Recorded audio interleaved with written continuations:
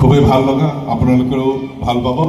আৰম্ভণিতে মই বাঁশবাৰী বিদ্যালয়ৰ হায়াৰ ছেকেণ্ডেৰী স্কুলৰ শিক্ষাগুৰুসকল আৰু ছাত্ৰ ছাত্ৰীসকলৰ কাৰণে এটা হাত চাপৰি বিচাৰিছোঁ এনেকুৱা এটা অনুষ্ঠানৰ সৈতে জড়িত হোৱাৰ বাবে।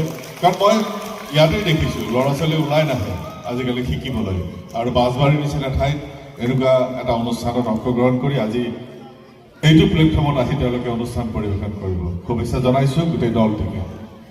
অকল হাজং জনজাতিৰ মানুহ নাই তাত সম্পূৰ্ণ মুছলিম কমিউনিটিৰ ছোৱালীখিনিয়ে তাত অংশগ্ৰহণ কৰিছে। এইটো সঁচাকৈ গৌৰৱৰ কথা। ইয়াত যাৰ যিটো মানে আমি দেশপ্ৰেমৰ যিটো জাগ্ৰত একতাৰ ভাতৃত্ববোধেৰে আজি আগবাঢ়ি গৈছোঁ আমি, সেইটোৱে তাৰ প্ৰমাণ। গতিকে ইয়াত কোনো জাতিৰ উপজাতিৰ কোনো কথা নাহে।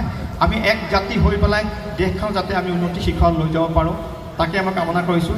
পিছত সকলোকে অনুষ্ঠান যিহেতু শেষ হৈছে, মই চমু ভাষণ ৰাখি সকলোকে পুনৰবাৰ এই আমাৰ 10 তাৰিখৰ পৰা যি বন্দে মাতৰম কাৰ্যসূচীৰে অংশগ্ৰহণ কৰা, বন্দে মাতৰম দেশপ্ৰেমৰ প্ৰতীক, তাৰ সেই কাৰ্যসূচীৰে অংশগ্ৰহণ কৰি আজি সাংস্কৃতিক অনুষ্ঠানলৈকে যিসকল ব্যক্তিয়ে আমাৰ গোটেই সংগঠন অনুষ্ঠান প্ৰতিষ্ঠান যিসকলে সহায় সহযোগ তথা ওতঃভাৱে জড়িত লাগিলে সকলোকে গোৱালপাৰা জিলা প্ৰশাসনৰ ফালৰ পৰা মই ধন্যবাদ জানি মোৰ চমু বক্তব্য সামৰণি মাৰিছোঁ। জয় হিন্দ।